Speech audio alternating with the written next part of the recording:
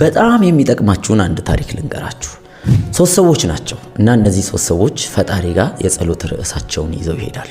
ታዲያ እግዚአብሔር መቼም ሰሚ አምላክ ነውና የጸሎት ርዕሳቸውን ለመስማት ተዘጋጀ። እነዚህ ሶስት ሰዎች ተንበረከኩና በተራ በተራ ጸሎታቸውን ማድረስ ጀመሩ። የመጀመሪያው ወጣት እንዲህ ብሎ ጠየቀ፣ ፈጣሪ ሆይ እኔ ካንተ የምፈልገው አንድ ነገር ነው።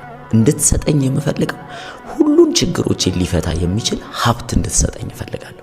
ሀብት ከሰጠኸኝ ከዚህ ሌላ ምንም አልፈልግም ብሎ ጸሎቱን ይጨርሳል። ሁለተኛው ወጣት ደግሞ ተራውን ጠበቀና እኔ ፈጣሪ ሆይ የምፈልገው ሌላ ነገር አይደለም፣ የሚያስፈልገኝ አንድ ነገር አለ። ከሁሉ ነገር ሰላም ትልቁ ዋጋ ያለው ነገር እንደሆነ አውቄያለሁ። ስለዚህ እኔ ካንተ የምፈልገው ሰላም እንድትሰጠኝ ነው። በቃ ሁሉ ነገር ሰላም ይሁን፣ ውስጤ ሰላም እንዲሆን እፈልጋለሁ ብሎ ይጠይቃል። ሶስተኛው ሰው ደግሞ በተራው እሱ ፈጣሪ ፊት ገባና ፈጣሪ ሆይ እኔ ሌላ ነገር ምንም አልጠይቅህም፣ የምጠይቅህ አንድ ነገር ነው። ሁሉ ነገር መሰረት የሆነውን ጥበብን እንድትሰጠኝ እፈልጋለሁ። ጥበብን ከሰጠኝ ሌላ ምንም አልፈልግም ብሎ ጥያቄውን ያቀርባል። ታዲያ እነዚህ ሶስቱም ሰዎች ጥያቄያቸውን አቀርበው ወደ የቤቶቻቸው ይመለሳሉ። በጊዜው ምንም አዲስ ነገር የተፈጠረ አይመስልም። ሰማይም ዝም፣ ሁኔታውም ዝም ብሏል። ነገር ግን እግዚአብሔር ጸሎታቸውን ሰምቶ ነበር እና ጸሎታቸውን መመለስ ጀመረ። ታዲያ የመጀመሪያው ሀብት ጠይቆ የነበረው ሰውዬ በነጋታው አንድ ስልክ ይደውልለታል። ስልኩን አንስቶ ሄሎ ሲል በአንድ ፋብሪካ ውስጥ መጥቶ ስራ እንዲጀምር ጥያቄ ያቀረቡለት። በጣም ተናደደ፣ አዘነ። እንዴት እንዲህ ታረጋኛለህ ፈጣሪ ሆይ አለ። እኔ ሀብት እንጂ የጠየኩ ስራ እኮ አይደለም፣ እንደገና ፋብሪካ ውስጥ ገብቼ መልፋት አልፈልግም ብሎ በጣም አዘነ።